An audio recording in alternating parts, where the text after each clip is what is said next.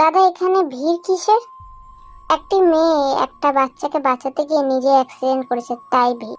জাঙ্কু গাড়ি থেকে নেমে দেখতে গেল যে কি হয়েছে। তখনই দেখলো একটা বাচ্চা মেয়ে পাশে দাঁড়িয়ে আছে আর মাটিতে লুটিয়ে আছে একটা মেয়ে রক্তাক্ত দেহ। আর তাকেই ঘিরে দাঁড়িয়ে আছে সব লোক, কিন্তু কেউ তাকে হসপিটালে নিয়ে যাওয়ার উদ্যোগ নিচ্ছে না। সরুন দেখি। আরে দাদা যাবেন না, এটা পুলিশ কেস, আপনি ফেঁসে যাবেন। আপনারা এভাবে অমানুষের মতন দাঁড়িয়ে দাঁড়িয়ে মজা দেখতে পারেন, কিন্তু আমি পারি না, তাই সরুন, আমাকে নিজের কাজ করতে দিন। জাংকুক বসে মেয়েটির মুখ দেখার জন্য যেই মেয়েটিকে সোজা করলো, তখন যার মুখ দেখলো তাকে দেখে জাংকুকের সারা শরীর ঠান্ডা হয়ে গেল। নিজের চোখের সামনে এভাবে তেকে রক্তাক্তভাবে পড়ে থাকতে দেখে জাংকুকের আত্মা কেঁপে উঠল।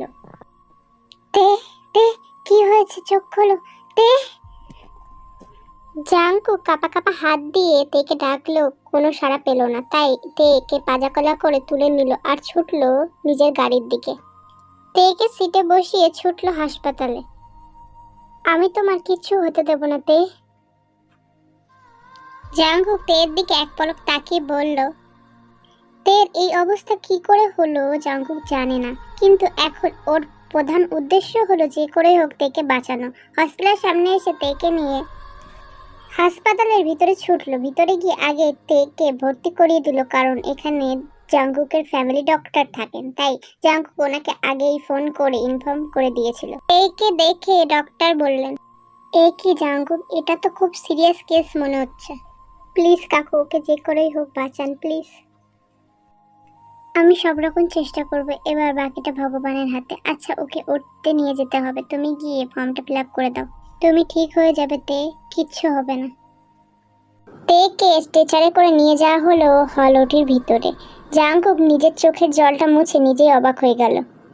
তারপর জাংকুক গেল ফর্ম ফিল আপ করতে। ফর্ম ফিল আপ করে একটা জায়গায় লেখা ছিল যে রোগীর সাথে ওর কি সম্পর্ক। এখানে কি লিখবে সেটা ভাবতে ভাবতে কিছুক্ষণ পর জাংকুক ওখানে লিখে দিল হাজবেন্ড। কিছু না ভেবে জাংকুক ফর্মটা দিয়ে দিল। আমার তের বাড়ির লোককে জানানো উচিত, কিন্তু আমি ওনাদের নাম্বার পাবো কোথায়? তারপর কিছুক্ষণ ভেবে জাংকুক একটা নাম্বারে কল করে বলল, হ্যালো আমি জাংকুক, মানে তের অফিসের বস বলছি। তের একটা অ্যাক্সিডেন্ট হয়েছে, আমি ওকে হসপিটালে ভর্তি করে দিয়েছি, আপনারা প্লিজ একটু তাড়াতাড়ি চলে আসুন। জাংকুকের কথা শুনে তের বাবার পায়ের তলা থেকে মাটি সরে গেল। কোনো কিছু না ভেবেই জাংকুকের বলা অ্যাড্রেসে তের বাবা ছুটল।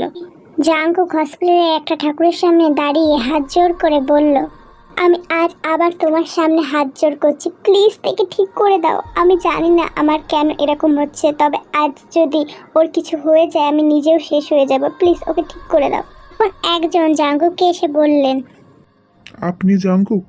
হ্যাঁ। আমি সুবিন, তের বাবা। ও আপনি? তে কোথায়? ও ঠিক আছে তো? এসব কি করে হয়ে গেল? আঙ্কেল আপনি নিজেকে সামলান, আর তেকে ওটিতে নিয়ে যাওয়া হয়েছে, ও ঠিক হয়ে যাবে। জাংকুক সুবিনকে শান্ত করার চেষ্টা করলো, কিন্তু ওর মনে যে ঝড় চলছে সেটা তো আর কাউকে প্রকাশ করা যাবে না। এসব কি করে হলো? জাংকুক সব বলল। তখনই ডাক্তার ওটি থেকে বেরিয়ে আসলো। জাংকুক আর তের বাবা ছুটলো ডাক্তারের কাছে। ডক্টর, তে এখন কেমন আছে?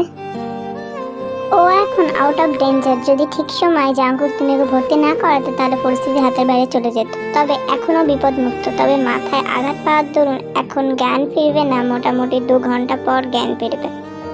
আমরা কি এখন দেখা করতে পারবো? একটু পরে ওকে নর্মাল বেডে শিফট করা হবে, তখন দেখা করবেন। আর জাংকুক তুমি আমার সঙ্গে এসো। ঠিক আছে। বলুন ডক্টর, আমাকে ডাকলেন কেন? দেখো জাংকুক, যেহেতু তুমি ওকে এই হসপিটালে ভর্তি করিয়েছো তাই আমি তোমাকে বলছি। কেন ডক্টর, তের কি সিরিয়াস কিছু হয়েছে? না, তবে সিরিয়াস কিছু হতে পারে। মানে?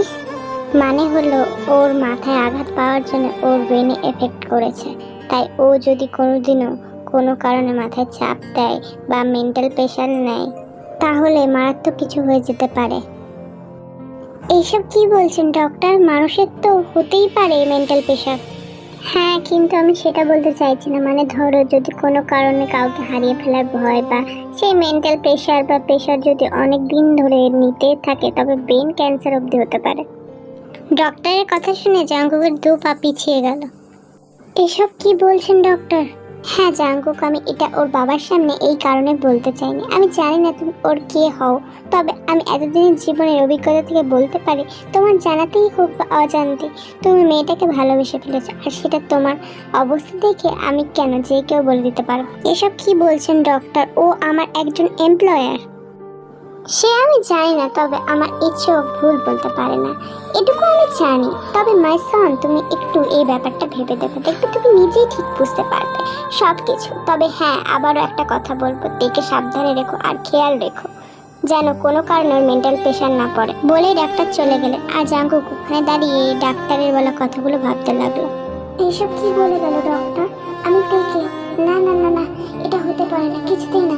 ও জাঙ্কুক, তুই আবার সে এক? না না, কিছুতেই না। আজকে তুই যা করলি সব মনুষ্যত্বের খাতিরে, আর কিচ্ছু না।